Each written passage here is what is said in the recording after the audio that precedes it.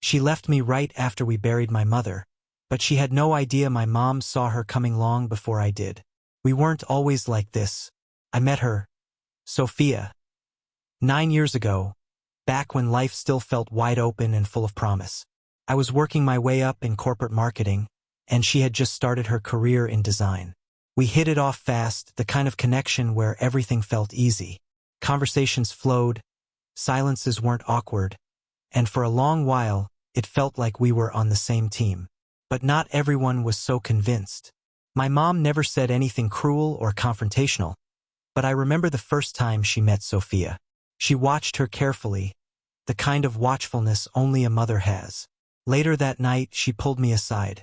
"Be careful, Josh," she said quietly.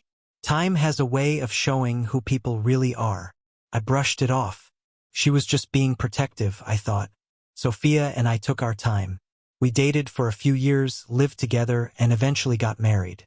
The first married life seemed normal, but it shifted when I decided to chase something more. I left my job and started my own marketing consultancy. It was a risk, but one I believed in. First, it went well. Then, a mistake from one of my junior staff triggered a chain reaction. Our two biggest clients pulled out. Revenue tanked. I worked myself into the ground trying to salvage what I could, but I was losing ground fast. That's when I noticed the change in her. Sophia's patience wore thin. Her encouragement turned into critiques. When she pitched in from her freelance jobs, it always came with biting remarks. "I didn't sign up to fund your little dream," she once said. That stuck with me.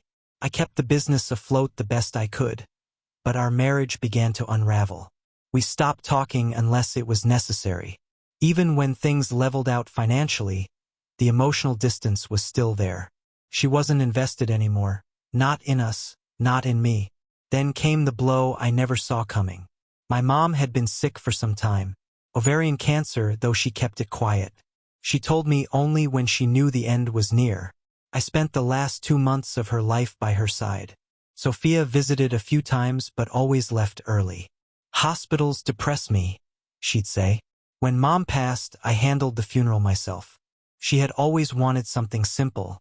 Just family, no speeches, no fuss. And I honored that.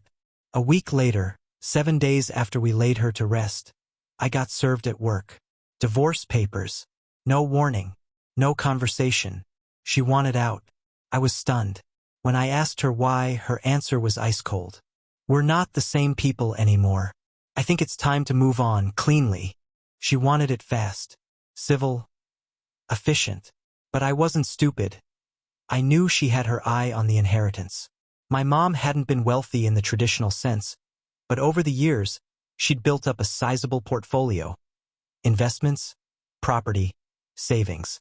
It added up. What Sophia didn't know was that my mother had been one step ahead. When I met with the estate attorney, he handed me a thick folder. It wasn't just a will, it was a trust. Ironclad. And in that trust, there was one very specific clause. If I was in the process of a divorce within 3 years of her death, the trust would remain inaccessible until proceedings concluded, and the spouse in question would have no legal claim, ever. Sophia wasn't named in anything, not even as a backup beneficiary. My mother had anticipated exactly this. When mediation started, her lawyer pushed for half the inheritance. I said nothing, just handed over the trust documents. You could feel the shift in the room.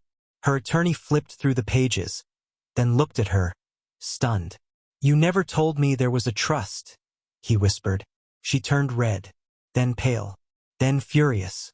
"You think this is fair?" she hissed at me. "You filed for divorce the week my mother died," I said quietly. "She saw you for who you were a long time ago. I just didn't want to believe it. Without the inheritance, there wasn't much to fight over." She ended up walking away with a fraction of what she had hoped for, just her share of what we had built during the marriage, which wasn't much by that point. Most of her portion went to legal fees. After the divorce finalized, she messaged me once. "I made a mistake," she wrote. "I'm struggling, and I don't know who else to ask." For a moment I hesitated. That old instinct to help, to fix, tried to creep in. But then I remembered her leaving me at my lowest, abandoning me in grief while plotting her exit. I'm sorry you're struggling, I replied. But I'm not the person you turn to anymore. That was the last time we spoke. It's strange how quickly people reveal their true nature when money, hardship, or grief are involved. My mother never said, "I told you so," but even in death, she protected me from the one person I didn't think I needed protection from. And for that, I'll always be grateful.